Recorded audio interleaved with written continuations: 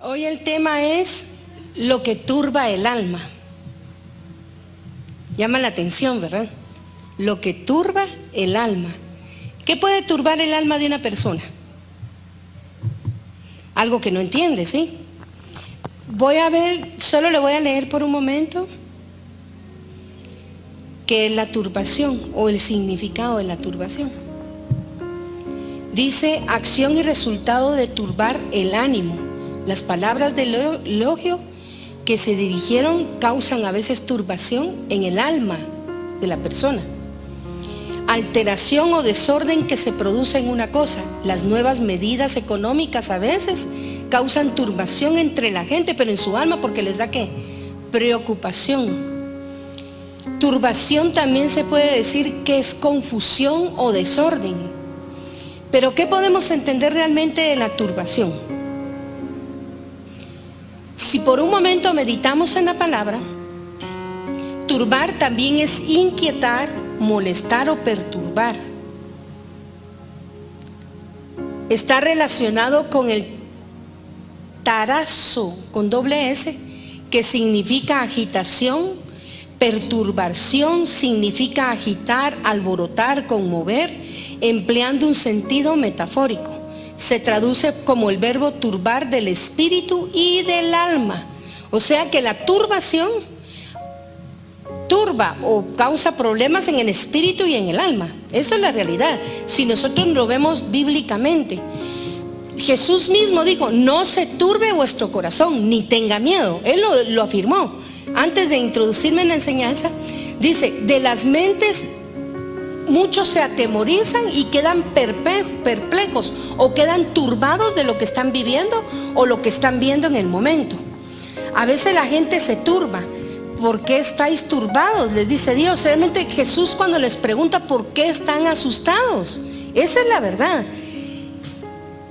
También turbar viene de agitar, alborotar, conmover, conturbar, inquietar, perturbar o revolver.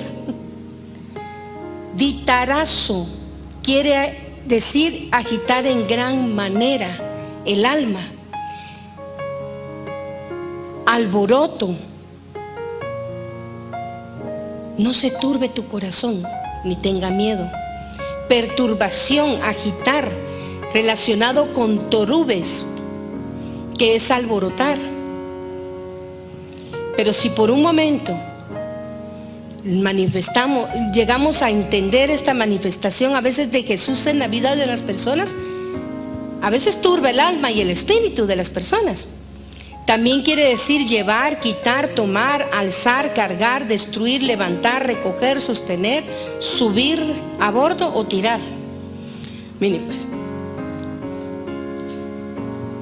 ¿qué es lo que nos mantiene turbados en nuestras mentes a veces? Si pensamos por un momento.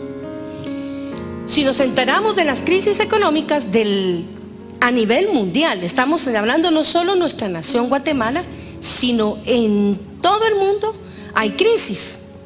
Y el mayor problema es que el hombre ha enfocado su confianza o digamos su fe personal a veces en su propia nación, en su gobierno, en sus riquezas que tiene, y a veces llegan a decir, tengo tanto que a mí nadie me va a mover de donde estoy. O a veces se fundamentan en su propia fuerza y dicen, pero yo soy fuerte y yo tengo todo lo que necesito, entonces si me envejezco tengo como levantarme porque tengo dinero. A veces hay tanto dinero y no hay cura para la enfermedad de la persona. El único que puede solventar la vida personal de uno es Dios, por medio de Cristo. Si nosotros reconocemos que Él es Dios y Señor, tenemos sí comprada la vida a través de Cristo, con algo incorruptible que es la sangre de Cristo. ¿Qué es lo que nos mantiene turbados de nuestras mentes? La incredulidad de la humanidad entera, que nos mantiene alejados de la verdad, de la luz verdadera que es nuestro Señor Jesucristo. El objetivo es enseñar quién es Jesús. Muchos de nosotros teniendo ojos no podemos ver y teniendo oídos no podemos oír. Estamos tan mal que nuestros sentidos están embotados. Embotados es que dice que ya no les entra nada. Todo lo tienen confundido. Tal vez somos buenos para la ciencia, algunos para la filosofía, otros para otras técnicas especiales, pero espiritualmente el ser humano está muerto. Vemos mujeres sufriendo, vemos mujeres turbadas, vemos turbación y ceguera espiritual no solo en las mujeres, sino también en los hombres. Si usted le pregunta a esta generación de niños y jóvenes, no saben qué quieren ni a dónde van. Muchos de ellos no están direccionados, ni siquiera se han centrado en el propósito de su vida. Cuando la palabra me enseña a mí, en Jeremías 29:11, que los pensamientos de Dios son pensamientos de bien y no de mal, y que nosotros en Él tenemos un futuro y tenemos una esperanza. Pero la realidad es que la raza humana no tiene esperanza sin Cristo. Si yo tengo a Cristo, tengo la vida. Si yo tengo a Cristo, tengo la luz. Porque la misma palabra me enseña a mí que Él es luz, que Él es verdad, que Él es vida. Él mismo estableció en Juan 14, yo soy el camino, la verdad y la vida. Nadie viene al Padre si no es por mí. Si usted llega a pensar por un momento que desde niño, cuando a uno le enseñan, los papás le dan a uno dirección de lo que uno debe hacer en la vida, o de lo que uno debe alcanzar, o que uno tiene que tener un propósito, o tiene que tener una meta para alcanzar al futuro. Pero cuando los papás no tienen esa dirección y no se han establecido en el Señor, ¿qué pasa? ¿Qué sucede? ¿Qué pasa en la vida de la persona? Cuando la gente no tiene ni siquiera la dirección de Dios. Quien escribe dice, cuando era niño mi madre me habló de un niño que se había sacado un ojo con un objeto puntiagudo. Recuerdo haber pensado que era horrible tener un pedazo de madera puntiagudo en el ojo. Es terrible ser cegado para toda la vida. ¿Alguien que queda ciego? ¿No ve? Nada. Pero lo más duro es que cuando antes veía y ahora no ve, es peor. Porque hay a quienes nacen ciegos de nacimiento. Así es exactamente lo que Dios, el Dios de este mundo, le hace a la gente que está perdida. Las palabras son literalmente el Dios de esta era, si lo traducimos. La frase no se refiere al Dios y Padre de Jesús. Tampoco se refiere a Jesús, se refiere a Satanás. El diablo es llamado el Dios de este siglo. Y es el diablo que saca los ojos espirituales y es el diablo que ciega la mente para la luz del evangelio. No son las personas, es el diablo que ciega a la gente. En 2 de Corintios capítulo 4, versículo 4, dice lo siguiente: en los cuales el Dios de este siglo cegó el entendimiento de los incrédulos. ¿Para qué? Para que no le resplandezca la luz del evangelio de la gloria de Cristo, el cual es la imagen de Dios. Una persona puede ser muy inteligente, puede ser el mejor científico o el hombre o la mujer más dotados en inteligencia, lo que usted quiera, puede tener todo el conocimiento que quiera. Puede tener buenas calificaciones en el colegio, en la escuela, puede destacarse como mejor estudiante, tener una mente buena referente a su trabajo académico. Puede ser un hombre de negocios de primera clase, o un científico muy conocido, o un profesor de universidad muy popular. O él puede haber asistido a una iglesia por mucho tiempo donde se predica el evangelio y aún estar así completamente ciego con lo que respecta a la salvación en Cristo. ¿Por qué es esto así? El diablo le ha cegado su mente en lo que se refiere al evangelio. No les permite que les ilumine la luz del evangelio o que conozcan a Cristo. Efesios capítulo 2, versículo 1 al 3, dice así. Efesios capítulo 2, versículo 1 al 3. Lo vamos a leer despacio. Y Él os dio vida a vosotros, cuando estabais muertos, ¿cómo? En vuestros delitos y pecados, en los cuales, dice, anduvisteis en otro tiempo, siguiendo la corriente de este mundo, conforme al príncipe de la potestad ¿de qué? Del aire, el espíritu que ahora opera en los hijos de desobediencia, entre los cuales también todos vosotros vivimos en otro tiempo, en los deseos ¿de qué? De nuestra carne, haciendo la voluntad de la carne y de los pensamientos, y éramos por naturaleza, ¿qué dice la palabra? Hijos de ira, lo mismo que los demás. O sea que estábamos bajo ese velo de ceguera igual. Juan capítulo 12, versículo 31.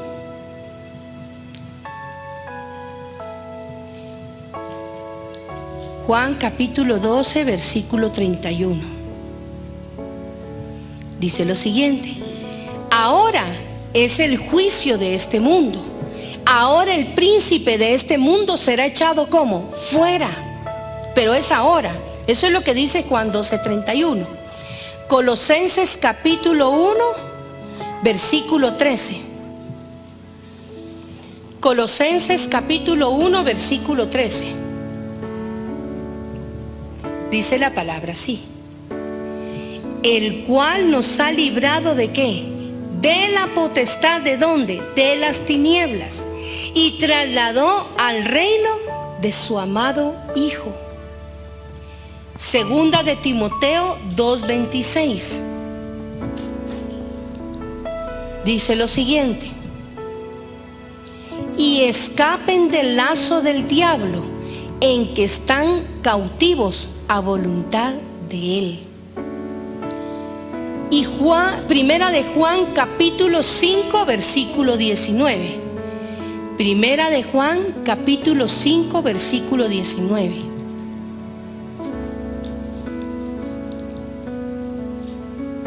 ¿Qué dice la palabra? Sabemos que somos ¿de quién? De Dios. ¿Y qué dice? Y el mundo entero está bajo el maligno. Lo más notable de esto es que un hombre puede saber mucho incluso de la Biblia. Un hombre puede conocer la Biblia y leerla, tener el conocimiento pleno. Puede saber mucho de la palabra o ser capaz de citar mucho de teología, que hay hombres que se preparan para eso y mujeres. Y ser un fundamentalista, ser alguien ortodoxo y correcto en sus creencias. Puede ser capaz de contestar muchas preguntas de la Biblia y aún así estar completamente ciego a la realidad del Evangelio y del nuevo nacimiento. Como Nicodemo, quien vino a ver a Cristo de noche. Él vino a buscarlo de noche. ¿Y sabe por qué le digo? Un hombre y una mujer pueden conocer mucho la Biblia y no conocer a Dios, porque su corazón se ha endurecido.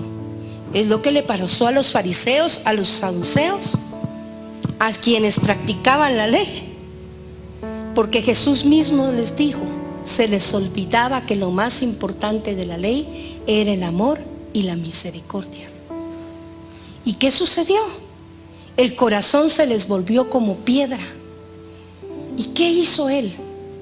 Ese corazón duro tuvo que volverlo como carne para que sintiera, para que lograra percibir la misericordia de Dios en sus vidas. Es como nosotros. ¿Cómo hizo él con nosotros? De saber de la Biblia algunos lo conocíamos, teníamos el pleno conocimiento, porque el hombre no puede partir de esta tierra y decir que Dios no le mostró su misericordia o que alguien no le habló acerca del Evangelio. El problema es que el corazón se ha endurecido y se ha apartado de Dios y no lo quiere buscar. Y cuando a los fariseos se les presentó Cristo, no entendían que ahí estaba el Mesías, el Señor, el Salvador, a quien esperaban. No lo reconocían. Frecuentemente escuchamos a personas hablar sobre gracia y pecado y salvación, porque lo escuchamos dentro de la congregación, lo oímos. Y que oímos de Cristo y el Espíritu Santo. Y muchos no han tenido una experiencia del significado de esas palabras. Porque cuando Cristo llega a la vida de uno, la vida le cambia a uno. Cuando Cristo toca lo profundo del corazón y limpia el corazón y lo sana, venda las heridas, sana el alma, la vida le cambia a uno. Porque uno ve su verdad, porque es mostrado el camino en el cual debemos andar y caminar, porque solo Cristo puede llegar a lo profundo, a las áreas más oscuras de nuestro corazón, donde aún tememos decirle a Dios lo que pasa y nos avergonzamos de cómo somos. Pero el diablo endurece a veces el corazón también, las circunstancias, las crisis que vivimos, lo que pasamos, aún las luchas que tenemos a diario. Todo lo que vemos a nuestro alrededor a veces endurece la mente y el corazón. Muchos ven pero no perciben. Muchos logran ver y escuchar a veces el evangelio, pero no logran percibir. Porque escuchan pero no entienden. Satanás, el Dios de este siglo, ha cegado sus mentes. El punto 1 es: ¿hasta qué punto el hombre no quiere creer? Si me acompaña a Juan capítulo 10, versículo 22 al 25. No sé si yo tengo acá versión Reina Valera, pero yo le voy a leer la versión que yo tengo acá. Juan capítulo 10, versículo 22 al 25, que dice la palabra: celebrábase en Jerusalén la fiesta de la dedicación. Era invierno y Jesús andaba en el templo por el pórtico de Salomón. Y le rodearon, ¿quiénes? Dice, los judíos. Y dijeron, ¿qué le dijeron? ¿Hasta cuándo nos turbarás el alma? Dese cuenta que el significado de la turbación es que produce ¿qué? Turba el alma de la persona, turba la mente de la persona. Y recuérdese que el alma está cimentada en tres cosas. ¿Qué es? Es el corazón, la mente y los sentimientos. Dice, y le rodearon los judíos y le dijeron, ¿hasta cuándo nos turbarás el alma? Si tú eres el Cristo, dínoslo abiertamente. Jesús le respondió, os lo he dicho y no creéis, porque Él se los dijo. Las obras que yo hago en el nombre de mi Padre, ellas dan testimonio de mí. Jesús estaba diciendo, todo lo que yo hago, las obras que estoy haciendo dan testimonio de que yo soy el Cristo, el Hijo del Dios viviente. Pero no le creían. Nos hacemos entonces la pregunta, ¿por qué realmente el hombre no quiere o no puede creer en Jesús? La respuesta es por la depravación total del hombre, por el pecado que vino desde Adán. El hombre está corrompido y no hay nada bueno en nosotros, salvo que se manifieste la luz del evangelio y reconozcamos a Cristo como Señor y Salvador. Entonces somos salvables. ¿Me entiende? Nos alcanza el amor y la misericordia. Pero en nosotros había ceguera también. Vivíamos bajo la cobertura del príncipe de la potestad del aire, ¿verdad? Que el Dios de este siglo había cegado nuestro entendimiento para que no nos resplandeciera que la luz del evangelio que es en Cristo Jesús, que da vida. El Salmo capítulo 14, versículo 1. Salmos capítulo 14, versículo 1 dice, el necio, ¿qué dice en su corazón? No hay Dios. Y así es el hombre en la actualidad. No hay Dios. Y les da igual. Y se hunde en sus pecados, en sus pasiones, en lo que le gusta hacer. Corrompe el cuerpo, la carne, somete el espíritu y el alma y se hunde más en el pecado. Dice, el necio dice en su corazón, no hay Dios. ¿Y qué dice? Se ha corrompido. Hacen obras que abominables. No hay quien haga el bien. Esto lo declara la palabra. Y la palabra no cambia. La palabra es establecida y permanece para siempre. Y mire qué dice el versículo 3. Todos se desviaron, a una se han corrompido. No hay quien haga lo bueno. No hay ni siquiera uno. ¿Qué dice la palabra? Que estábamos muertos, ¿cómo? En nuestros delitos y pecados. En eso vivíamos. Estábamos de igual manera. En aquellos tiempos, lo que Jesús andaba haciendo era predicar el reino de Dios aquí en la tierra. Y haciendo señales y prodigios, porque se marcaron las señales y los prodigios. Señales que maravillaron a todos los que lo veían. La gente sencilla del pueblo sí creía en él. No eran los fariseos, no eran los saduceos, no eran los sacerdotes. La gente sencilla, humilde, la gente pobre creía en Jesús. Le era más sencillo, ¿por qué? Porque tenían un corazón de carne, un corazón que podía percibir la presencia de Dios en Jesús. Porque ¿quién podía hacer esos milagros? ¿Quién podía sanar a un ciego que de nacimiento era ciego? Y que le dicen, Señor, ¿y quién pecó a sus padres? ¿Y qué le responde Jesús? Ni pecó ni sus padres, sino que está así para que se manifieste la gloria de Dios en su vida. Lo que sucede es que los fariseos lo analizaban todo, ¿verdad? De acuerdo a la ley. El que era ciego era porque era pecador, y así estaba, ¿verdad? Porque era ciego y era pecador. Pero Jesús vino a derribar todas esas estructuras de pensamiento que no venían de Él. Esos juicios que no provenían de Él. Esos señalamientos que no venían de Él. Cuando aquella mujer adúltera fue a Él y la querían matar, eso es la realidad, querían matar a la mujer adúltera. La ley no decía que solo la mujer, que había que apedrear también al hombre. Estaba establecido.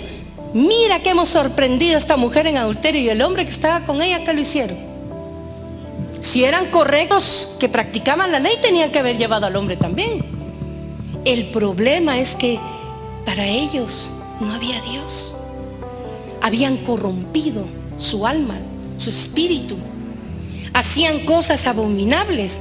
No había entre ellos quien estuviera haciendo el bien. Aunque ellos mantenían sus rituales, se limpiaban las manos, no comían con las manos sucias. Ellos no compartían con la gente que estaba en pecado, porque ¿cómo se iba a contaminar con esa clase de gente? Y le tenían más miedo a los romanos que al poder de Dios, porque Roma era quien gobernaba. El problema es que estaban esperando, se supone, al Mesías. Pero como el Mesías vino tan sencillo y tan humilde de corazón, para ellos Jesús no era el Mesías. Eran incrédulos, no creían en el poder de Él. Y enfrente de ellos Jesús les decía, yo soy, les decía. Él les estaba afirmando, yo soy el Cristo, el que había de venir. Y no creían en Él. Soy el Hijo de Dios, y en Él se manifestaban las obras del Señor. Pero comprendían que alguien que hacía esas obras y señales no podía venir del mundo, sino que tenía que venir de Dios. Lo sabían, pero no creían. Por eso le digo, tenían conocimiento. ¿De qué les servía conocer tanto la ley? Y se supone, entre comillas, practicarla, si no reconocieron a su Señor y Salvador. Su corazón estaba endurecido. Todos se desviaron y se habían corrompido. No había quien hiciera lo bueno, no había ni siquiera uno. La gente sencilla del pueblo sí le creía, pues habían sido receptores de los milagros de Jesús. La mujer adúltera recibió vida, recibió perdón, recibió salvación. Y Jesús tranquilamente, muchos teólogos dicen, ¿verdad?, que Jesús escribía en la tierra los pecados de cada uno. Jesús, la Biblia solo describe que se postró en el suelo, ¿verdad? Y uno a uno, dice, de los que tenían las piedras se fueron yendo. Y le preguntó a la mujer, ¿dónde están los que te acusaban? Se han ido, Señor. ¿Y qué le dijo él? Vete y no peques más. Le firmó carta de perdón y de misericordia y le dio vida.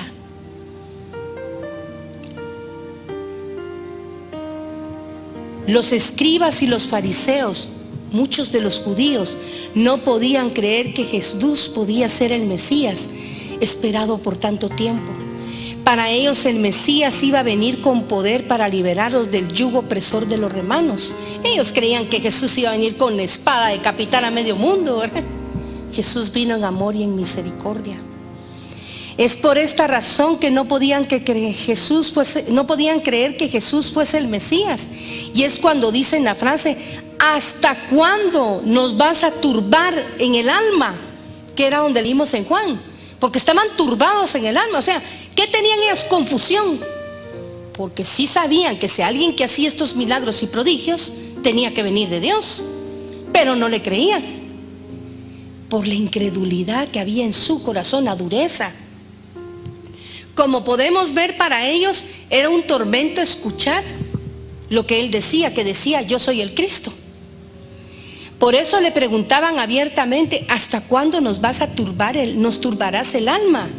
Lo mismo podemos decir nosotros ahora. ¿Cuántas veces hemos escuchado el mensaje de Jesucristo a través de la radio, la televisión? Mire, tanto medio que hay ahora, el internet, por YouTube, por las redes, por todo, y otros medios impresos. El problema es que el hombre ya dejó mucho de leer, le gusta más todo lo que ve visual, ¿verdad? Pero hay audible también, podemos ver a la televisión y escuchar. Aún así, muchos no creen. Muchos se sienten turbados porque no pueden creer. La depravación es tan grande que no pueden entender las cosas espirituales, pues son carnales. Están completamente corrompidos. Esto dice la doctrina. Esto lo dice la doctrina de depravación total. Vivimos en una era, en un tiempo que el hombre llegó a su depravación total. Mire ese problema que hay. Pueden violar niños y niñas, autorizado en algunos países por leyes establecidas por hombres. Está autorizado el aborto en muchas naciones. Está autorizado que en algunos lugares pueden venir y tomar justicia por su propia mano y matan. Eso no viene de Dios. Mire la depravación. Hombres se acuestan con hombres, mujeres con mujeres. Todavía dañan a los animales y tienen relaciones con los animales. Dese cuenta qué depravación total se ha llegado. Eso es corrompido totalmente. Eso no proviene de Dios. Es a causa del pecado, de la corrupción total que hay en el alma, en el espíritu, y el cuerpo peca.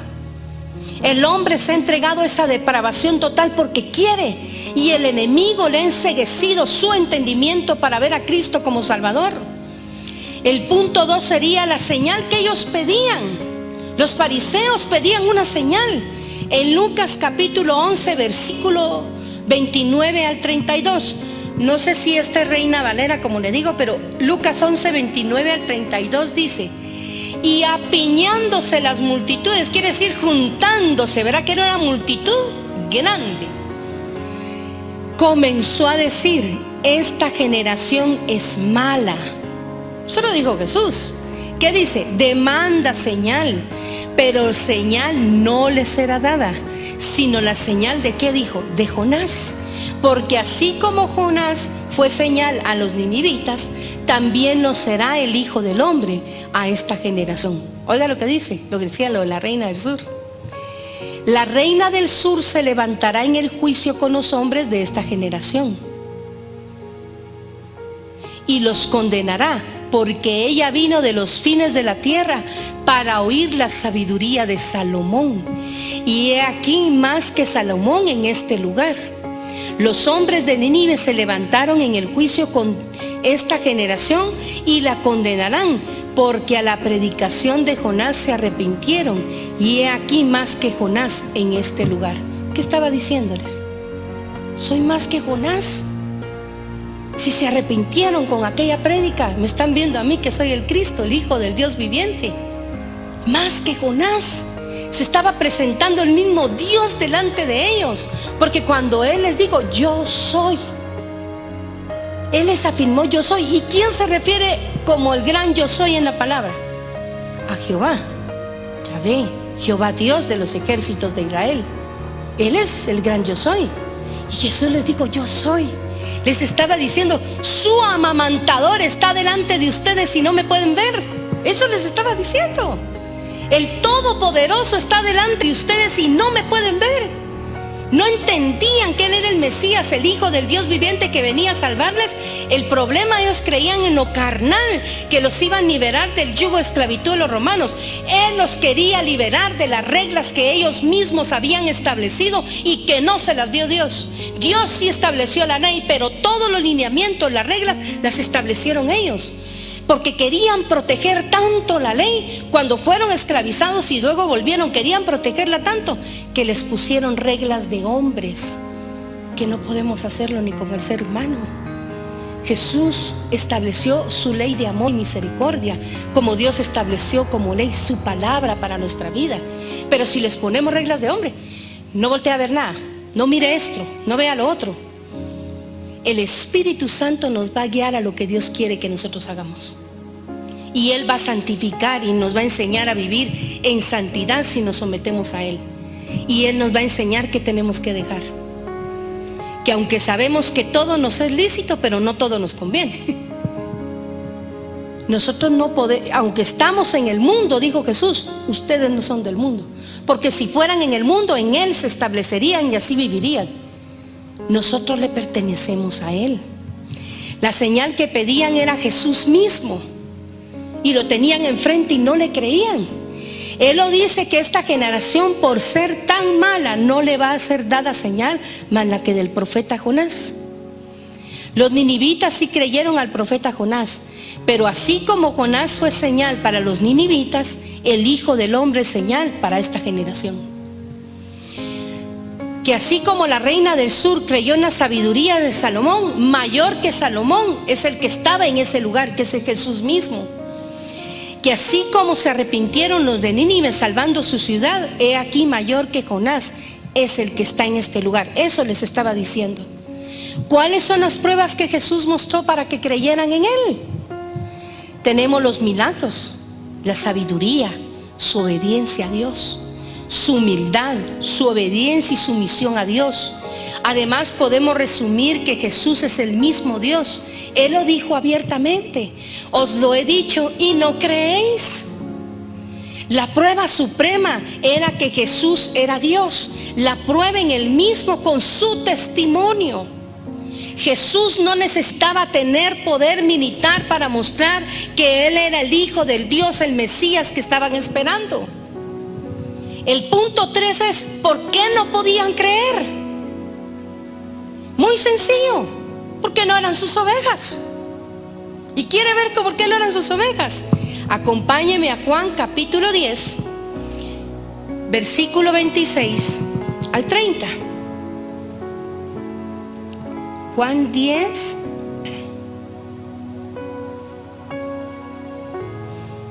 versículo 26 al 30. Solo permítame un momentito.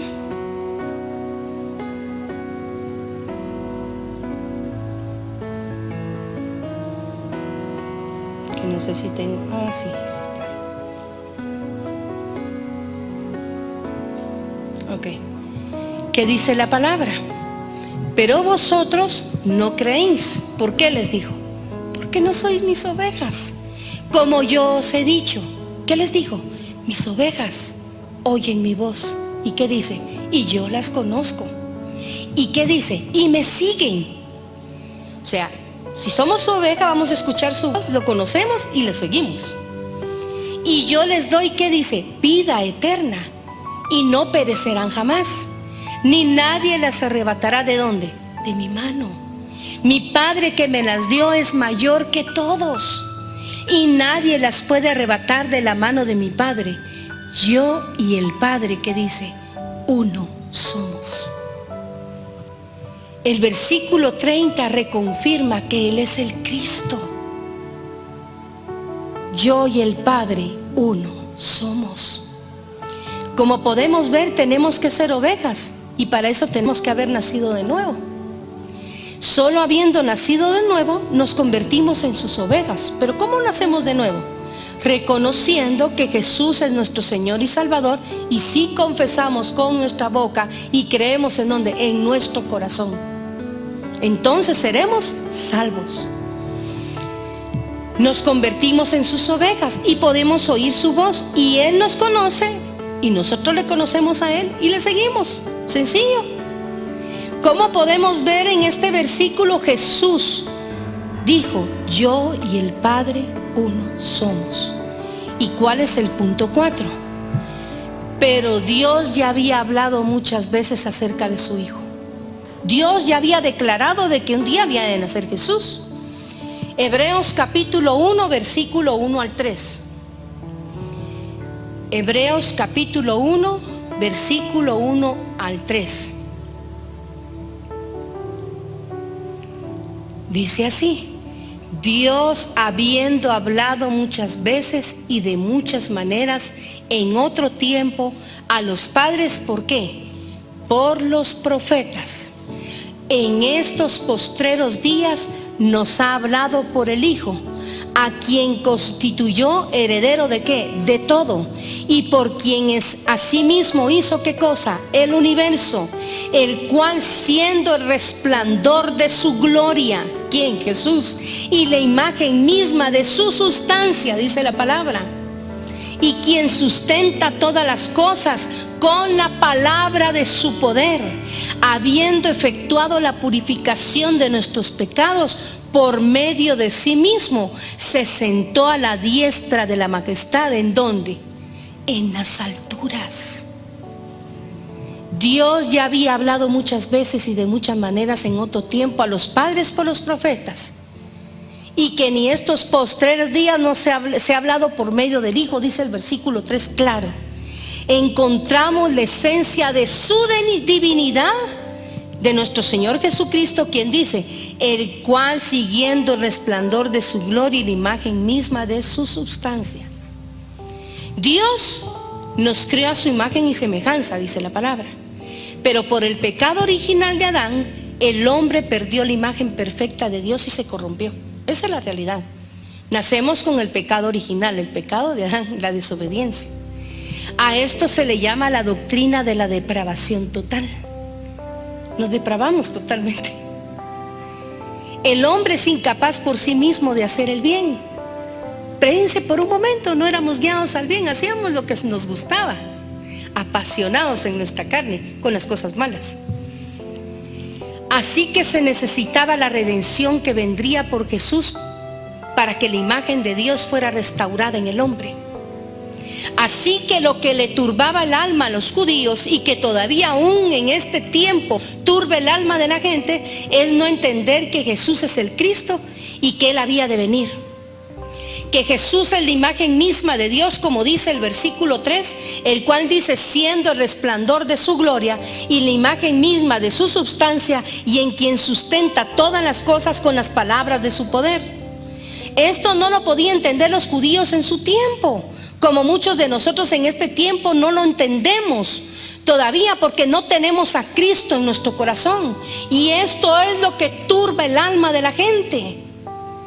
Si usted escucha el mensaje, va a comprender la necesidad del ser humano que pide pruebas de quién es Jesús. Y Él lo dijo abiertamente. Además, los milagros y sus pruebas nos debe convencer que Él es el Mesías, el Cristo que habría de venir para redimir a la humanidad completa, que está depravada, tan corrompida, que no puede comprender lo que Dios ha revelado de su Hijo, y el testimonio dado por el mismo Señor Jesucristo, cuando dice: el que a mí me ha visto al Padre también. Así que piense por un momento, ¿qué le impide creer? ¿O qué nos impide creer? ¿Qué no nos permite ver más allá? La Biblia es clara cuando dice que Jesús es el Señor.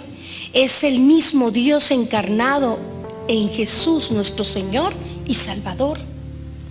Si usted todavía no ha recibido al Señor Jesucristo, o si usted conoce algo de Él como Señor y Salvador personal, este es el momento y el tiempo en el cual lo puede hacer. Toda turbación del alma se va a sujetar delante de Jesús, y sus ojos, su entendimiento espiritual va a ser abierto. Solo es hacer una oración sencilla, invitándole a que entre a morar a su corazón, haciéndolo su Dios y su Señor, arrepintiéndose de sus pecados y reconociendo que necesita a Jesucristo en su vida. Amén. Que Dios le bendiga y que nada turbe su alma. Mire a Jesús. La palabra dice, puesto los ojos en Jesús, el autor y consumador de nuestra fe. Dios te bendiga.